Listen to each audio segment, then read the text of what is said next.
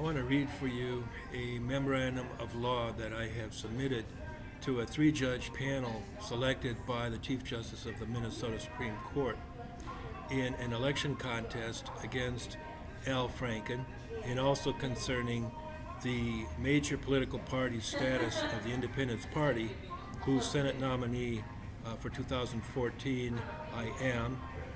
And what happened is that Franken comes in with two Washington attorneys and a local elections attorney, and he claims that he doesn't have to submit to the contest. He can just take his certificate and go to Washington. And then Mark Ritchie came in on a trivial matter, whether he was a party or whether he was just a Secretary of State on each contest.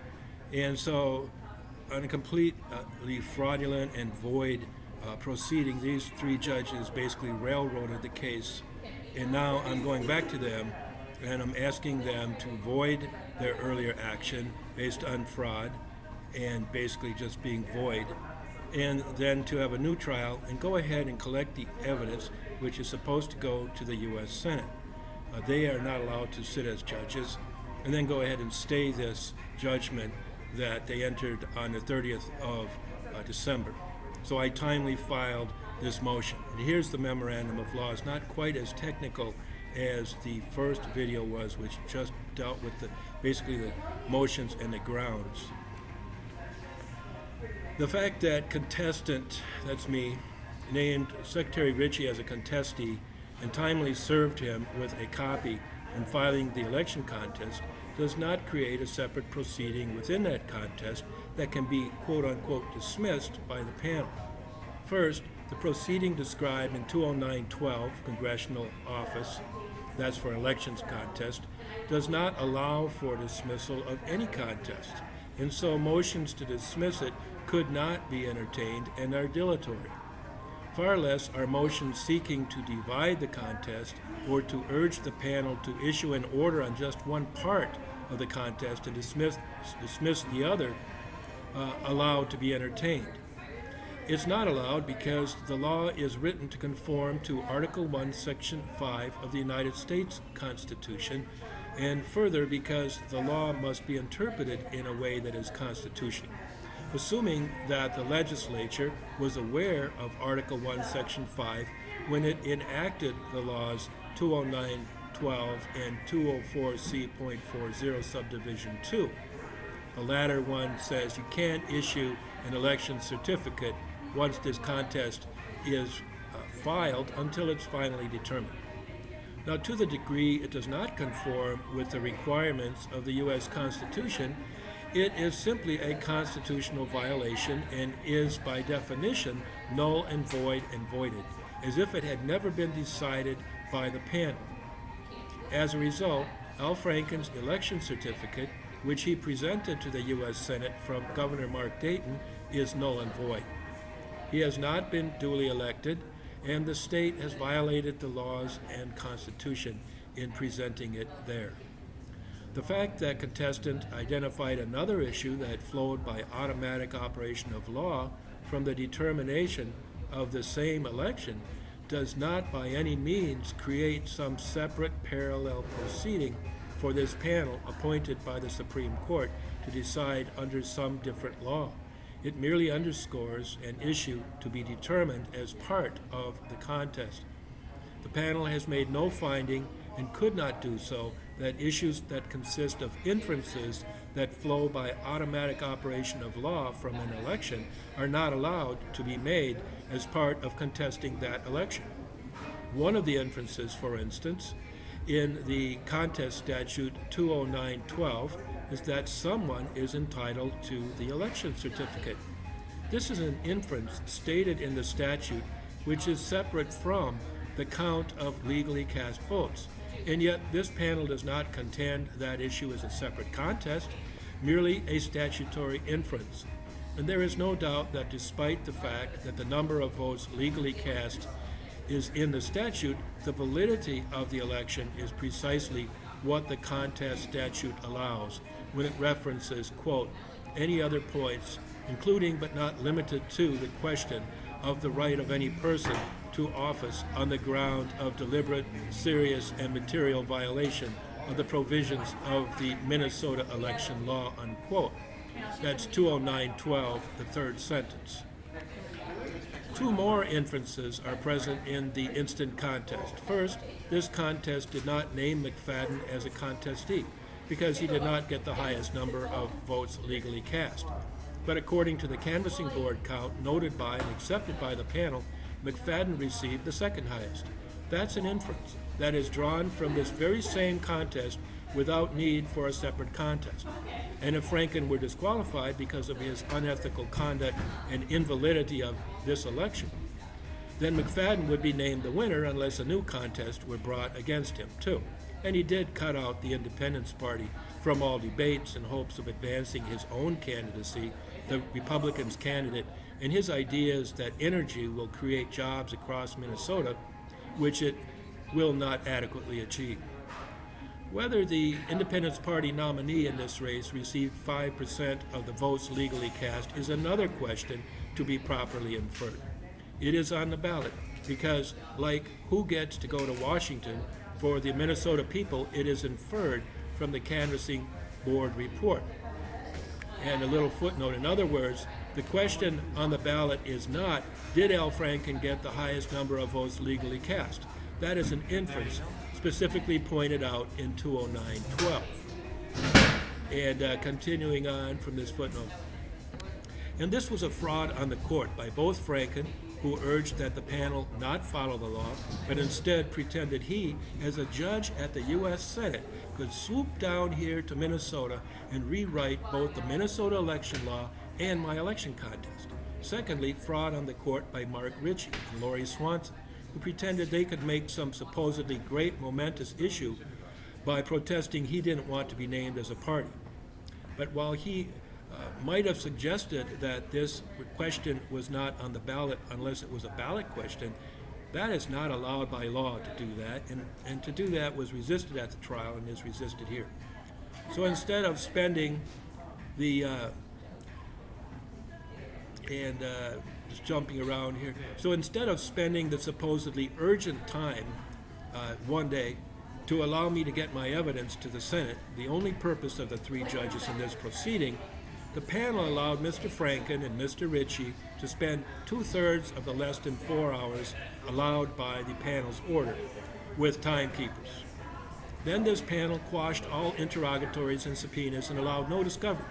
This is obstructing democracy, not merely obstructing justice.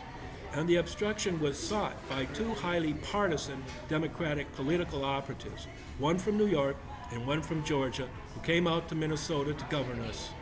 And you, including the head judge from Chicago, railroaded through a void nullity of a proceeding in clear and known violation of Minnesota's election laws and the United States Constitution. And this motion is to void and vacate your action and to declare that Al Franken presented to the U.S. Senate an invalid election certificate and has not been duly elected under the laws of Minnesota. This is indeed an additional material, serious, and deliberate violation of Minnesota election law.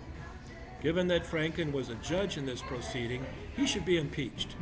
It is that serious, and Franken knows it, and the DFL knows it. This needs to be brought before the U.S. Senate as soon as the Minnesota courts agree to move forward. Develop this record as required by Minnesota law and send it to them. The limited role and purpose of the panel. The panel plays a limited role in what is called political law. Political law is the fundamental law on which this great nation, and not merely this state, is based. The panel cannot judge federal elections. And trying to dissect the statute to avoid application of the law, as you have done with the partial order, which was unlawfully taken by Ritchie and Dayton to violate Minnesota law to help their partisan Al Franken present a fraudulent election certificate to the Senate, or cooperating with Secretary Ritchie's novel idea that you can ignore the pending contest, admittedly material to the Senate January 6, 2015 action, because he doesn't like to be a party, even though he's the chief elections officer and took up 1/3 of the time with a dilatory motion. These are instances of the panel trying to help by running out the clock and help Al Franken by usurping the power of judges of a federal election, in violation of our nation's Constitution. To do so is a violation of political law, which is calamitous. This is not your courtroom. The case is not a civil case, and you cannot dismiss it. You must follow and correctly interpret the law and Constitution. You have taken this nation another step down the road to perdition, to hyper-partisan rending of our fragile nation. You must give effect to the U.S. Constitution and Minnesota election law. Violations of political law undermine the political order and Constitution. This motion is based on violations of political law by court officers and judges, and the contestees, or if Ritchie is not a contestee, by the state's chief elections officer. And just on that point of his motion, there are only two necessary actions that would flow by a decision that Ritchie is not really a proper party. First, he would not have needed to be served with the election contest timely, merely to have been furnished with one. And second, Al Franken would be the only contestee in this contest. The first is moot, since a copy of the election was timely served or furnished to Nathan Hartshorn. The second is trivial, because it does not follow from the decision that the election contest may be dismissed, or that Franken's election certificate should have or could have been lawfully issued, and to make this dishonest argument is a fraud upon the court by Franken and Ritchie, and is grounds for voiding the judgment. So that's just a little footnote about this argument. Now, in these proceedings, then, the contestees, these proceedings extend by this action the many violations on which this election contest is already founded. The purpose of the panel's role in political law is limited to the ministerial duty of ensuring all votes are legally cast, counting them, and then forwarding evidence without any fact findings or conclusions of law to allow the U.S. Senate, the sole judges in this contest, see Morgan versus United States Infra, to decide on its own elections and returns. And in that, Al Franken, as the incumbent, was one of the judges, a higher judge than you. However, he abandoned any notion of the rule of law or objectivity by committing fraud on his court. He acted not only self-interestedly, but also partisanly. Both of these dangers to freedom were noted by John Taylor, the personal friend of Thomas Jefferson, when he wrote to his friend, quote, "The danger of parties to free governments arises from the impossibility of controlling them by the restraints of political law. Your role was designed to stop people like Al Franken, a man so partisan that his claim to fame is to call a conservative Rush Limbaugh a big, fat, stupid idiot, and run-ins with Ann Coulter and Bill O'Reilly and Fox News. And now this brash enfant terrible ducks the media, hides and avoids debates, cutting deals with McFadden and Duluth business leaders to hype the Polytech mining project and try to get more rail cars to ship oil through Minnesota in cars needed to ship Minnesota grain, and to cut out the major political party nominee for his seat from all debates for an entire season." Now, while Minnesota, just jumping back here, while Minnesota, sorry about this, but while Minnesota election law provides for a role for this panel under Minnesota Statutes 209-12 Congressional Office, the panel's actions must be construed and carried out according to the requirements of the Constitution of the United States. And yet the panel did not do this, but continued in the unlawful train of Judge Elena Ostby, who in 2012 blocked a similar contest in the House race by pretending that a filing fee of over $300 was needed before an election contest could proceed. That is to say, to forward the same evidence of serious material and deliberate violations by DFLer Betty McCollum and DFL Chief Elections Officer Ritchie to the U.S. House of Representatives. Ostby, the Minnesota Supreme Court, and this panel should be sanctioned by the U.S. Supreme Court and the U.S. Senate and House for deliberately undercutting and making a mockery of federal elections here in the state of Minnesota. A long-term territorial government dominated by the eastern United States, and which can accurately be characterized as the Wild West, when it comes to political law, where the ordinary rules of the U.S. constitutional democratic republic do not apply to the independent voters. This is, after all, where Dred Scott was picked up and returned to his master in Missouri a century ago, setting off the Civil War. And they're undercutting this law in this area where the laws don't apply, but they don't apply to independent voters, but only for the two major national parties, Franken's Democrats and McFadden's Republicans. And the judges in this travesty can equally be divided up between loyalty not to the Constitution, but to the same two national parties. The panel is simply not empowered by law to sit in judgment of the elections contest. And on that, regardless of the language of the Minnesota legislature in section 209.12, that the panel shall enter findings of fact and conclusions of law regarding the count certified by the state canvassing board, according to the operation of the U.S. Constitution, which contestant need not instruct this panel, is a higher authority and higher regulator of congressional elections. Only the U.S. Senate, sitting in a judicial capacity, can be judges in this matter. See Morgan versus United States, D.C. Circuit, 1986, which held U.S. Senate are the sole judges, excluding all others, in particular those who are called or call themselves judges. And so this overrides and requires conformity of the state election law. The panel simply may not push through a narrow reading of the Minnesota statute in contradiction to the requirements of the Constitution. And yet it has usurped this power and has done this, and its conduct has foreseeably frustrated and stands in direct opposition to the clear intent of applicable law and the United States Constitution. Applying these laws to take away the major party status of contestant's party, the Minnesota Independence Party, in an elections contest is not permitted by said law and Constitution, and the stay should remain in place until the panel allows contestant and the contestees, or if Ritchie or his successor are not considered as parties, the contest statute still requires that he represent the state of Minnesota in the contest and carry out his duties under the requirements. Whether or not the Secretary of State is listed as a party in the contest, because the question, if you will, is a moot point, and certainly does not dispose of the grounds for the election contest presented to the Ramsey County District Court in the instant contest, and the judgments impermissibly rendered December 19th and a second part December 30th, 2014, prior to the action by the U.S. Senate. The sole judges in the contest must be stayed on the grounds they are not permitted by law and therefore invalid, null, and void. The baneful threat of political parties and the hope of independent voters. Both Al Franken and Mark Ritchie are extremely partisan, party-dependent, being steeped in a culture of political dependency, and both have scoffed at a party that needs 5% of the voters to gain a place on the general ballot to be nominated.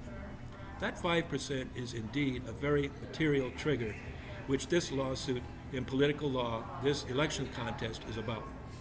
It's not the only or the key figure, because in a valid election, Al Franken cannot hide from the stage of a debate with me, an opponent who is not necessarily an admirer, one who sees the danger of an out-of-control, unrestrained government with an out-of-control, unrestrained partisan entertainment, an extremely partisan practitioner of humor like Rush Limbaugh is a big, fat, stupid idiot.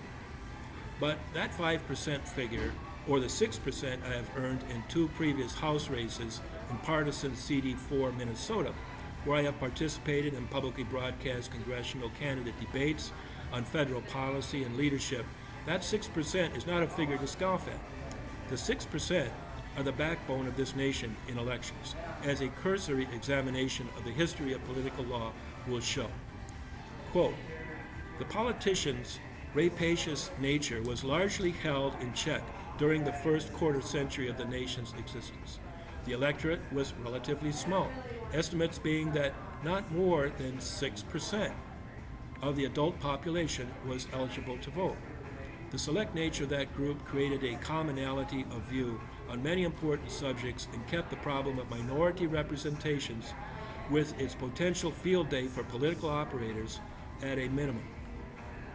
And that is from Party Politics, Why We Have Poor Presidents by Leonard Lurie, Scarborough Books, first edition, 1982, at page 27. So he was talking about Nixon, but is equally applicable to Al Franken.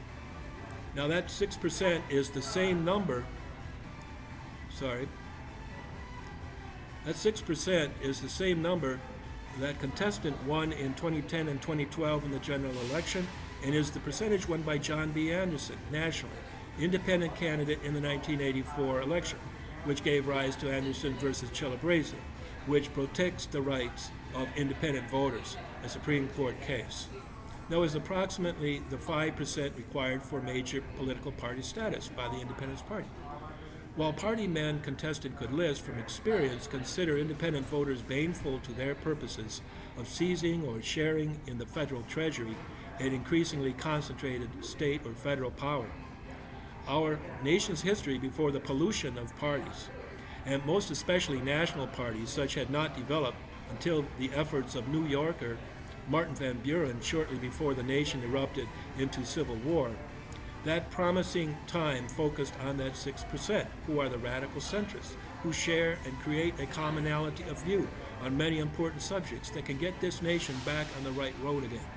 It's not just quotas and voting, denial and abridgment of the voting right enshrined in the U.S. Constitution, equal access to means of communication, political expression and association during the heat of a federal election, or enforcement of the prescribed time, place, and manner of federal elections by you, the state's judiciary, or the ability of a major party nominee to get his true views, positions, arguments, and qualifications before the voters.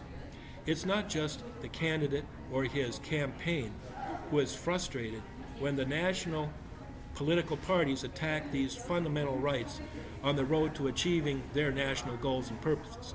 It is the people, it is the Constitution, it is the hope for democracy that is frustrating.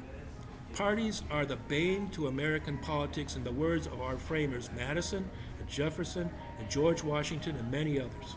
This panel and the Minnesota Supreme Court are pushing parties on Minnesota voters, a state full of people who do not like your parties, your DFL, or your Minnesota GOP. And this nonsensical action and unethical conduct by Senator Franken and Secretary Ritchie is a major assault on independent voters, not only here, but across the entire nation, and cannot stand.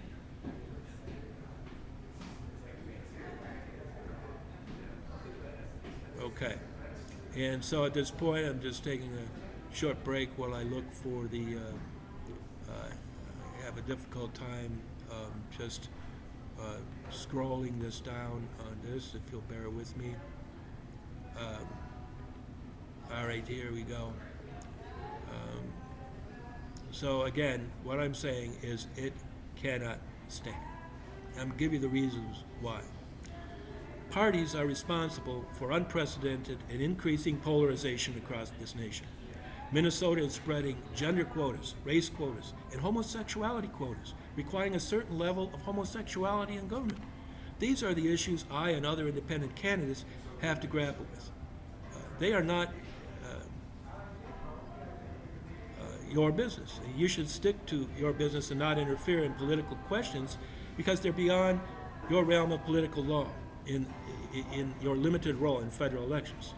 First of all, your travesty of injustice and anti-democratic enthusiasm is arbitrary and capricious, a grave violation of the U.S. Constitution's requirements for free and fair elections and of due process, and even equal opportunity. This is a continuation of judicial irresponsibility and incompetence which first reared its head with Elena Ospey, a Ramsey County District Judge who blocked the 2012 contest, which was a different election but faced some of the same unconstitutional practices of the DFL, Betty McCollum, and Mark Ritchie. Secondly, Al Franken is not entitled to play with the machinery of democratic elections. Finally, the DFL's hyper-partisan and extreme measures to usher in a new era in history are extremely dangerous and undemocratic, and for this panel and the Minnesota Supreme Court to sit by and watch the destruction of democracy and of this vehicle for the mass of Minnesota voters who reject your duopolistic politics, your fealty to Democrats and Republicans is an assault on the constitutional rights of the people of Minnesota and the United States. Secretary Ritchie has been the major player against efforts to save democracy in Minnesota from the Democrats.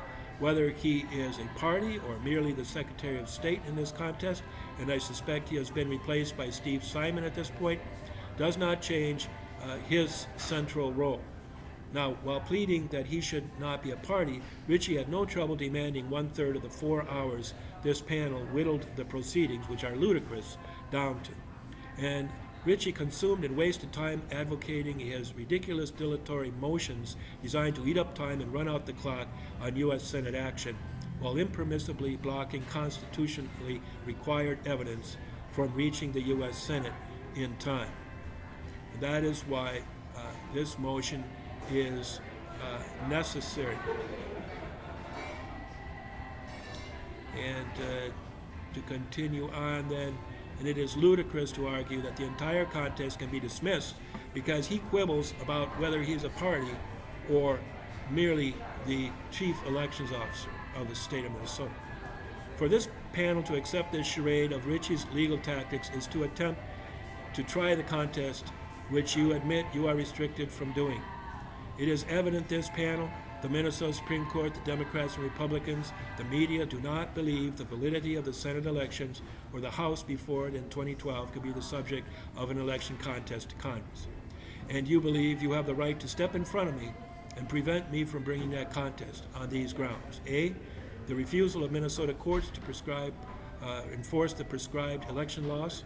B, the elimination of an opponent of Al Franken from all debates in the general election. C, the denial of public information used by Mark Ritchie, supposedly as the chief elections officer, but actually a partisan political operator. And D, the blatant denial and abridgment of the voting rights of white men in the DFL caucuses and convention. Why the panel believes this is not at all clear to me. I do not consider them at all a joke and have not since the very first time I heard it.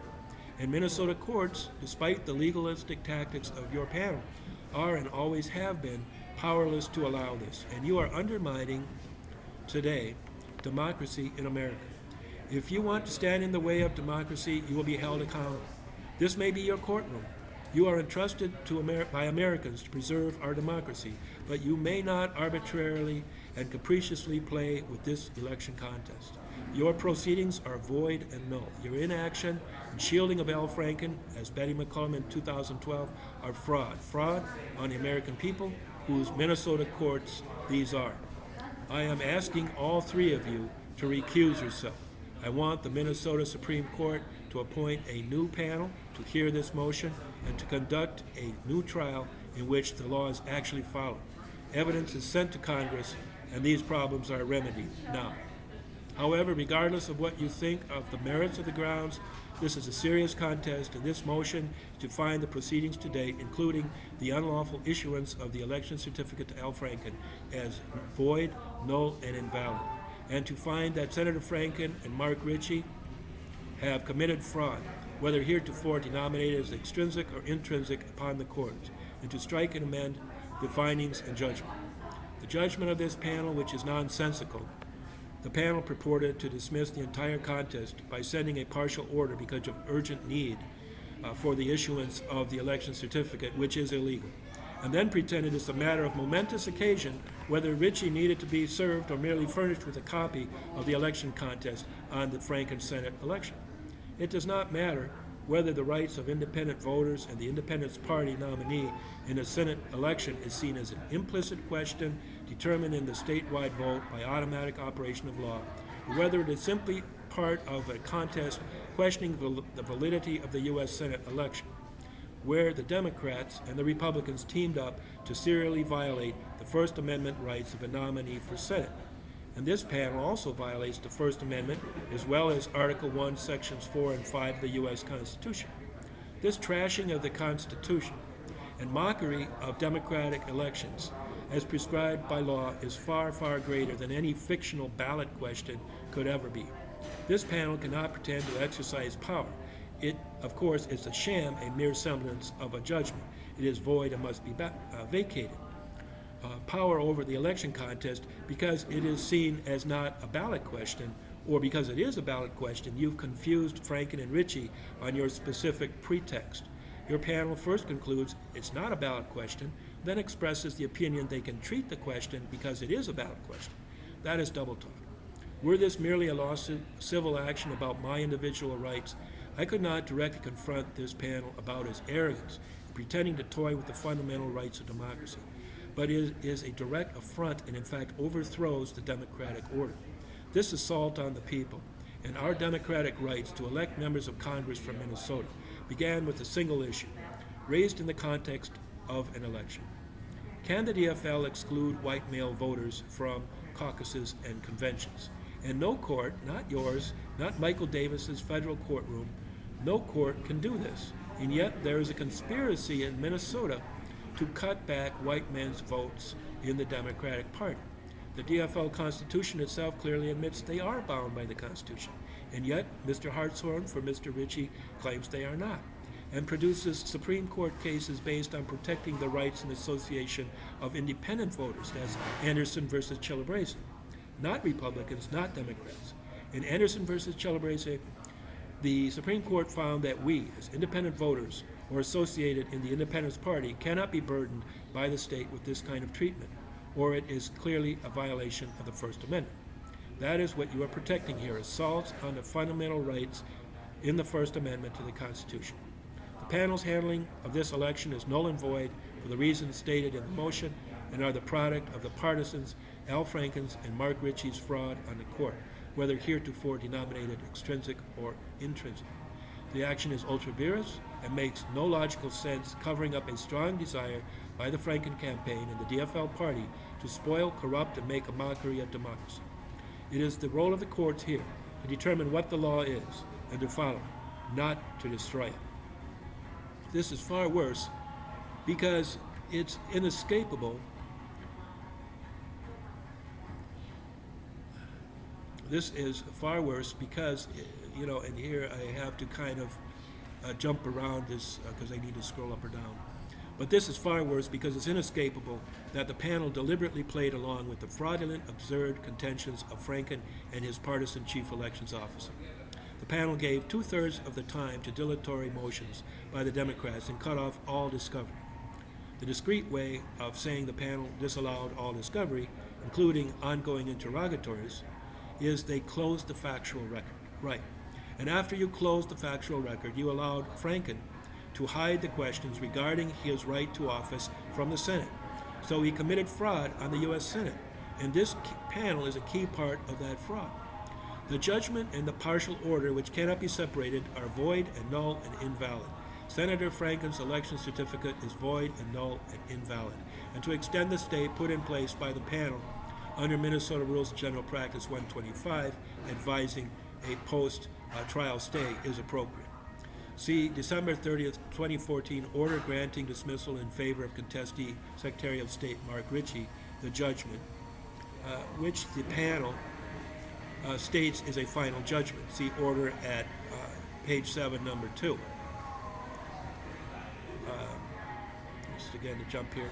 Contestant states there has been no final determination of the rights of the parties in an action or proceeding, as defined by Minnesota Rules of Civil Procedure 51.01 and as required by law. And actually, what is required by law is more than that.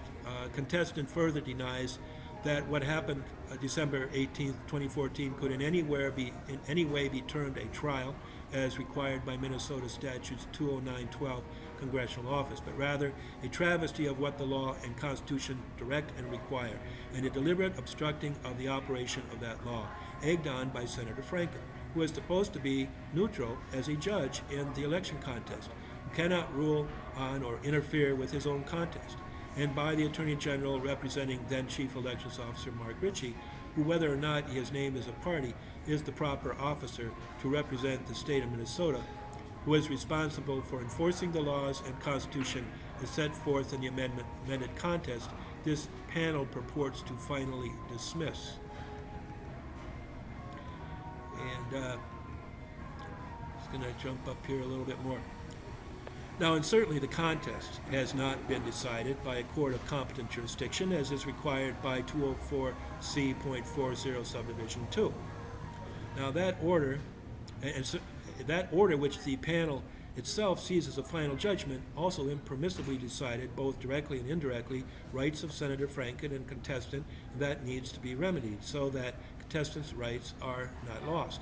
These rights are not mere individual rights inhering in contestant as an eligible voter and nominee of a major political party under state law, but rights arising under the U.S. Constitution, related to the preservation of the basic frame of government. And see the Court and the Constitution by former Solicitor General and Watergate Special Prosecutor Archibald Cox, Hoffman Mifflin, 1987, at page 1. The courts and ultimately the Supreme Court of the United States preserve the basic frame of government and protect individual rights, unquote. Contestees' actions, including the Minnesota court grounds of the contest, have created a constitutional crisis threatening the basic frame of government. And this is what the panel and contestees need to focus on, not a half-hearted, perfunctory proceeding that stymies the rule of law. Now here's a discussion of more relevant facts. During the oral argument on Franken's letter, which I had not seen and was not even given by anyone, given to me by anyone, let alone Franken, but the letter was merely orally described to me in open court by Judge Vandenorth, Judge Meslow stopped contestant to ask one question and one question only, and would not allow discussion of his question. Quote, "Are you saying this panel must simply collect evidence and forward it to the U.S. Senate?" Unquote. Judge Meslow and the panel were directly and bluntly informed by contestant that the contest relates entirely to serious questions about the validity of the Senate election as conducted, and that, yes, all the panel is allowed to do with the questions was to collect and forward the evidence.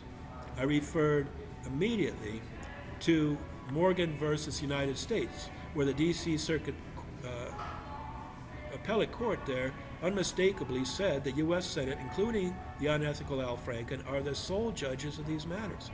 It could not have been more clear, and this panel must immediately void this judgment, and the Supreme Court should appoint an entirely new panel with clear instructions to entertain no monkey business except to collect and certify evidence for the U.S. Senate on the questions I contested on. I asked Judge Meslow whether he disagreed with that, as if we were reasonable people in these proceedings, and he and Judge Vandenorth said, "This isn't about what we think."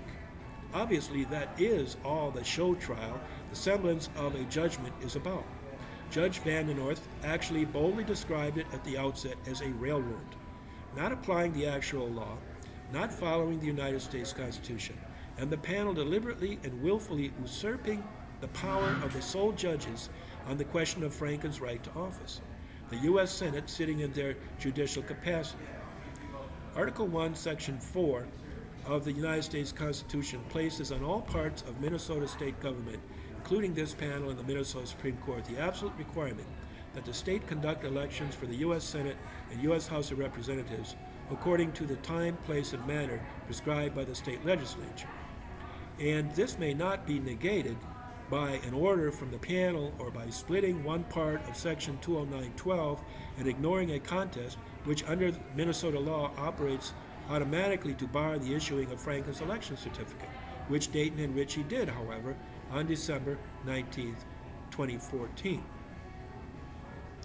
And I'm going to cut this off and finish this in a third video